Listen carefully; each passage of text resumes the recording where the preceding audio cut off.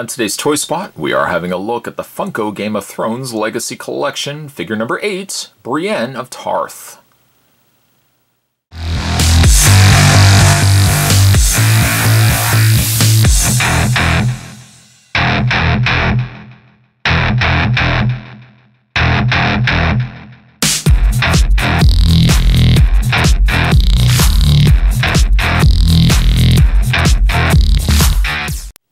This is recommended for ages 17 and up, as it does contain a choking hazard, small parts.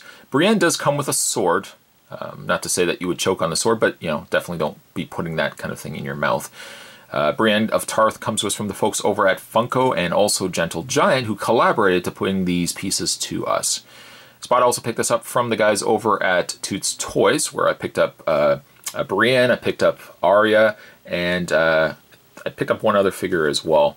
If you guys are interested in picking these guys up, because I know some of them are a little harder to find, you can click the link down below, head over to Toots Toys, and they have the figures over there. Pretty good look likeness, I would say, of Brienne. She was one figure I was looking forward to picking up and reviewing. On the back of the package, a very tall woman. Very tall. Brienne of Tarth is figure number 8. Series 2 consists of Jaime Lannister, Brienne of Tarth, Arya Stark, Khal Drogo, Robb Stark, and Daenerys Targaryen.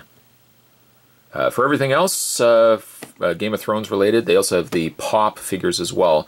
You can head over to Funko.com as well. Spot's going to take a break and get this opened up. When we come back, we're going to get a better look at Brienne of Tarth. There's more heading your way, guys. Don't go anywhere. Stay tuned. With Brienne, you'll get yourself a sword.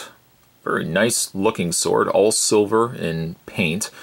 A little bit of a darker, almost like a gunmetal color in the handle with a brown handle area there as well. It seems like it's a little more durable, and I had issues with a couple of the earlier pieces where I found like the weapons were a little brittle, but it seems like there's a better quality, I think, to the materials maybe that they use for the weapons this time around. But it's a good looking sword. You can house the sword at the side of Brienne's waist via the sheath that's on the side there. Very long sheath that you kind of have to move the arm completely out of the way just so it will clear it, and then you can slide the sword down the side. I'd like to actually get a couple of different swords and maybe have her poised with them. Certainly would also like to pose her next to the Hound as well. She's a really gorgeous looking piece. I don't know if I would feel like she... Let me just pull the sword out of her sheath here. It gets frequently stuck. It gets stuck actually around the shoulder area. There we go. Pull that out.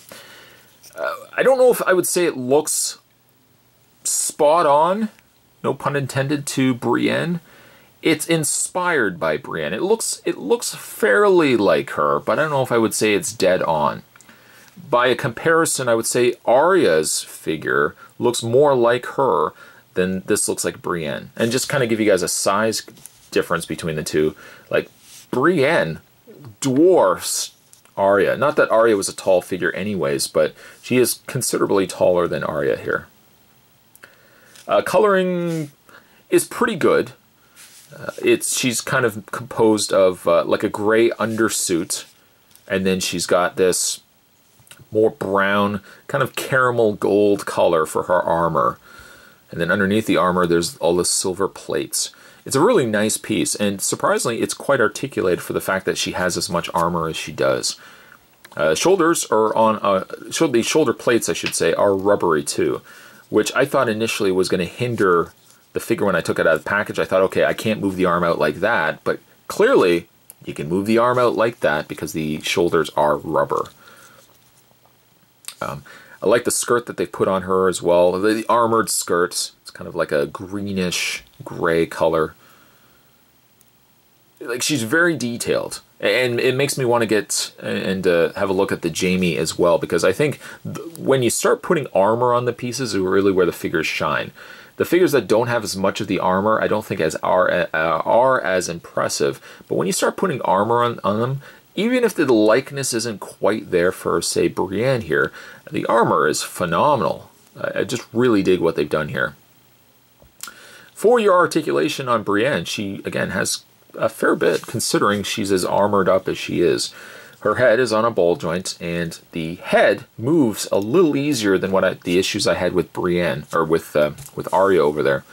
Shoulders are on a ball hinge joint, so they rotate out. They rotate forward and back.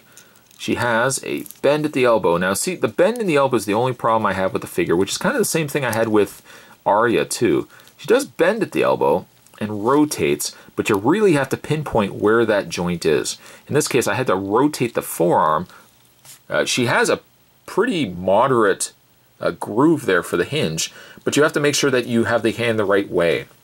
If the arm is bent that way and you try to bend it this way, that arm will break. So you got to be careful. Make sure you rotate it the right way to bend the arm.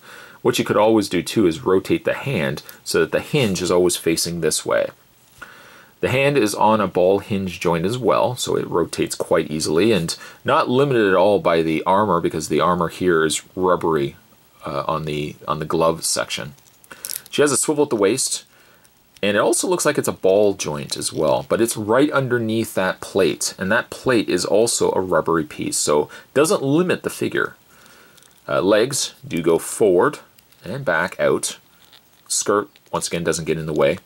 She has a double bend at the knee, and once again, I have problems with the knees being as tight as they are. And finally, she has a ball and hinge joint in the foot. Get that one knee, there we go, get the one knee straightened. I guess the one thing I kind of wish that I would have seen with the Funko line of Game of Thrones figures is bases.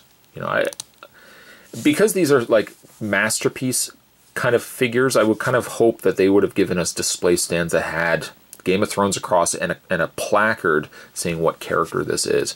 It really would have allowed the figure to show well on a shelf when you can put them on a display stand that has their names and everything else. Perhaps Funko might look to maybe like Series 3, where they might give us, you know, display stands. I mean, she doesn't have peg holes anyways, but, you know, if you had decided to give a display stand, you could always have put, they could have always have put peg holes on the undersides of her foot. For a rating, let's actually get her sword in her hand.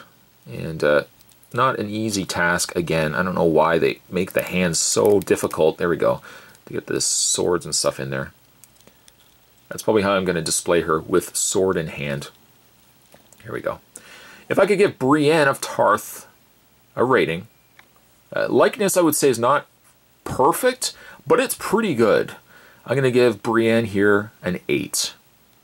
Today's Toy Spot, we were having a look at the Funko Game of Thrones Legacy figures. We're having a look today at Brienne of Tarth.